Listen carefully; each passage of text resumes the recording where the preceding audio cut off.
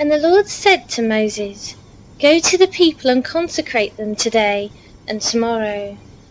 Make them wash their clothes and be ready by the 3rd day, because on that day the Lord will come down on Mount Sinai in the sight of all the people.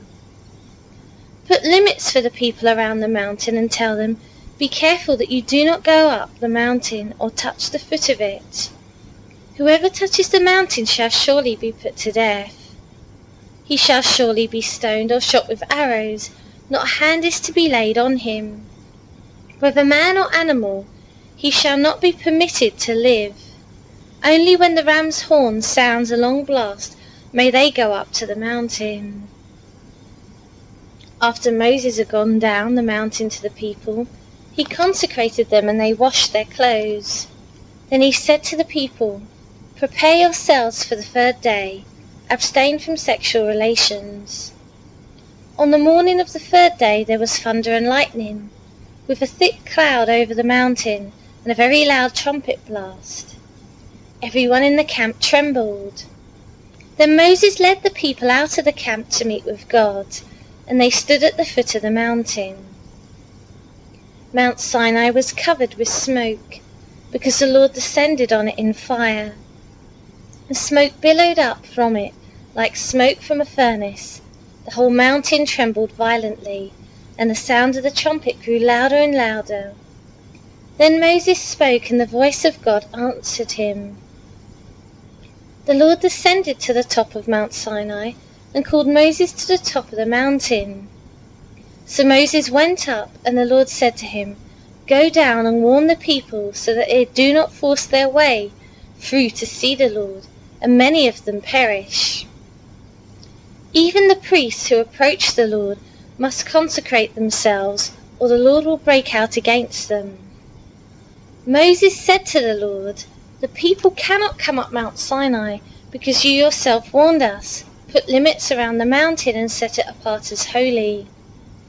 The Lord replied, "Go down and bring Aaron up with you, but the priests and the people must not force their way through to come up to the Lord, or he will break out against them." So Moses went down to the people and told them. Chapter 20. And God spoke all these words, "I am the Lord your God, who brought you out of Egypt, out of the land of slavery. You shall have no other gods before me. You shall not make for yourself an idol in the form of anything in heaven above, or on the earth beneath, or in the waters below. You shall not bow down to them or worship them. For I, the Lord your God, am a jealous God, punishing the children for the sin of the fathers, to the 3rd and 4th generation of those who hate me, but showing love to 1,000 generations of those who love me and keep my commandments. You shall not misuse the name of the Lord your God, for the Lord will not hold anyone guiltless who misuses his name. Remember the Sabbath day by keeping it holy. 6 days you shall labour and do all your work, but the 7th day is a Sabbath to the Lord your God. On it you shall not do any work, neither you nor your son or daughter, nor your manservant or maidservant, nor your animals, nor the alien within your gates. For in 6 days the Lord made the heavens and the earth, the sea and all that is in them, but he rested on the 7th day. Therefore the Lord blessed the Sabbath day and made it holy. Honour your father and your mother, so that you may live long in the land the Lord your God is giving you. You shall not murder. You shall not commit adultery. You shall not steal. You shall not give false testimony against your neighbour. You shall not covet your neighbour's house. You shall not covet your neighbour's wife, or his manservant or maidservant, his ox or donkey, or anything that belongs to your neighbour. When the people saw the thunder and lightning, and heard the trumpet and saw the mountain in smoke, they trembled with fear. They stayed at a distance, and said to Moses, "Speak to us yourself, and we will listen. But do not have God speak to us, or we will die." Moses said to the people, "Do not be afraid. God has come to test you, so that the fear of God will be with you to keep you from sinning."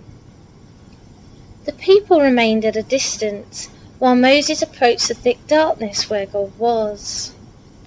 Then the Lord said to Moses, "Tell the Israelites this: you have seen for yourselves that I have spoken to you from heaven. Do not make any gods to be alongside me. Do not make for yourselves gods of silver or gods of gold. Make an altar of earth for me, and sacrifice on it your burnt offerings and fellowship offerings, your sheep and goats and your cattle. Wherever I cause my name to be honoured, I will come to you and bless you.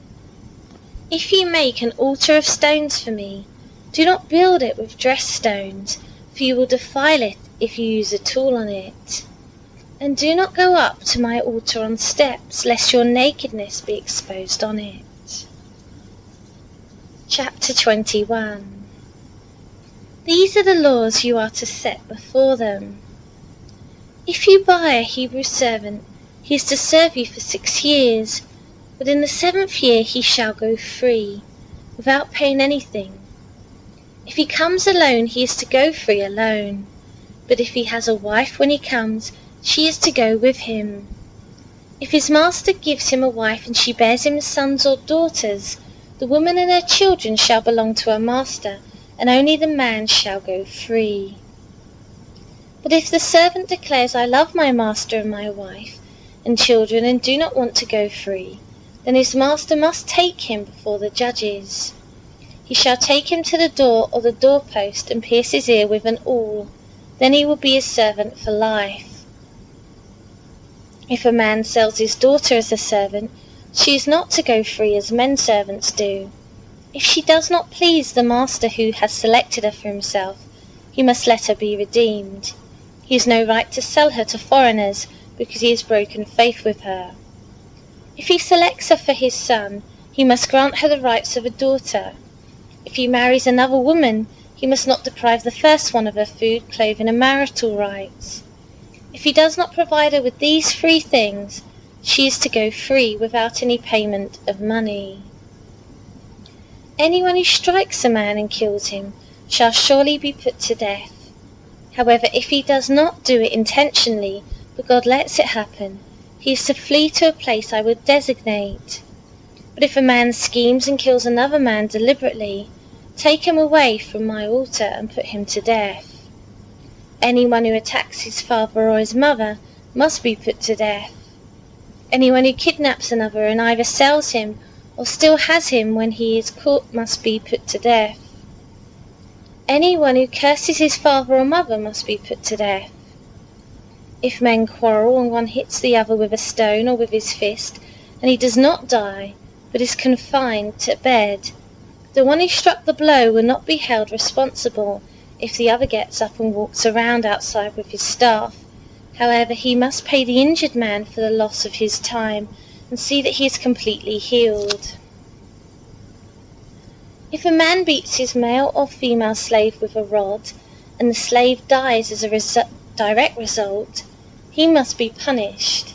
But he is not to be punished if the slave gets up after a day or 2, since the slave is his property. If men who are fighting hit a pregnant woman and she gives birth prematurely, but there is no serious injury, the offender must be fined whatever the woman's husband demands and the court allows. But if there is serious injury, you are to take life for life, eye for eye, tooth for tooth, hand for hand, foot for foot, burn for burn, wound for wound, bruise for bruise. If a man hits a manservant or maidservant in the eye and destroys it, he must let the servant go free to compensate for the eye. And if he knocks out the tooth of a manservant or maidservant, he must let the servant go free to compensate for the tooth. If a bull gores a man or a woman to death, the bull must be stoned to death, and its meat must not be eaten. But the owner of the bull will not be held responsible. If, however, the bull has had the habit of goring, and the owner has been warned but has not kept it penned up, and it kills a man or woman, the bull must be stoned, and the owner also must be put to death. However, if payment is demanded of him, he may redeem his life by paying whatever is demanded.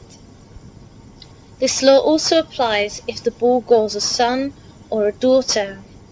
If the ball goes a male or female slave, the owner must pay 30 shekels of silver to the master of the slave, and the ball must be stoned. If a man uncovers a pit or digs one, and fails to cover it, and an ox or a donkey falls into it, the owner of the pit must pay for the loss. He must pay its owner, and the dead animal will be his. If a man's bull injures the bull of another and it dies, they are to sell the live one and divide both the money and the dead animal equally. However, if it was known that the bull had a habit of goring, yet the owner did not keep it penned up, the owner must pay animal for animal, and the dead animal will be his. Chapter 22. If a man steals an ox or a sheep, and slaughters it or sells it, he must pay back 5 head of cattle for the ox, and 4 sheep for the sheep. If a thief is caught breaking in and is struck so that he dies, the defender is not guilty of bloodshed. But if it happens after sunrise, he is guilty of bloodshed. A thief must certainly make restitution, but if he has nothing, he must be sold to pay for his theft. If the stolen animal is found alive in his possession, whether ox or donkey or sheep, he must pay back double. If a man grazes his livestock in a field or a vineyard, and lets them stray, and they graze in another man's field, he must make restitution from the best of his own field or vineyard.